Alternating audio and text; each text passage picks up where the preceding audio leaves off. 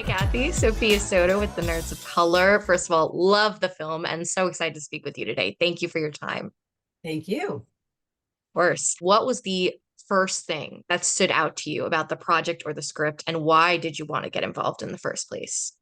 Well, it came to me as a book, and I was taken by the fact that it seemed to open up the possibility for a woman to be so many things all at the same time and to try to sort of break this character out of the compartmentalization that while you're a mother, you can't be anything else. And I felt that Yes. that was a, I don't know, a worthy exploration and something that would be timely. And the way I make decisions about things, is very much that it resonates with me in a way that it sort of sticks and sticks and sticks.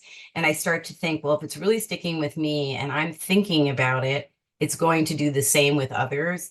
And I kept thinking about, why do I think she should actually just have her self-realization trip in the yurt and not explore any of this? And she'd be safer. And then I realized that's the whole problem. Like, we have to be vulnerable. Like, we have to be open to love, even if the first or second or third or fifth time it didn't work. You still have to stay open. So that's why. So well said. And I also want to talk about a specific scene, a quote from it. They're talking about the worst thing that could happen if you open yourself up to someone. So I'm going to reverse that and ask you, in your opinion, what is the best thing that can happen to someone when you open up?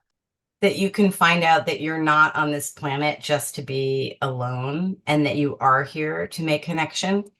And it's just safer and easier to stick it out on your own, And I think many of us feel like, I'll just stay away from all of that mess, the mess that involves connecting. And I think the most important thing that can happen when you open yourself up is that it can feel better than being alone. Since you were talking about the book, what was it like to see these characters brought to life by these amazing actors? Because I was just obsessed. I was watching this movie and I was just like, oh, this is too good. Everyone is too good. Well, I guess it started with the fact that I already wanted it to be Annie from the very beginning. So, for me, I was developing it towards her, so I, had done quite a lot of, script development.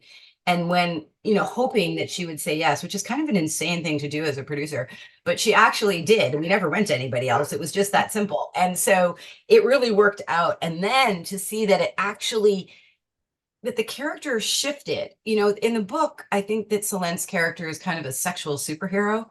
And the version that I wanted to do was a little bit more of an every woman, in the sense of, you know, things like sex after 40 feel kind of eek, scary, not so like great.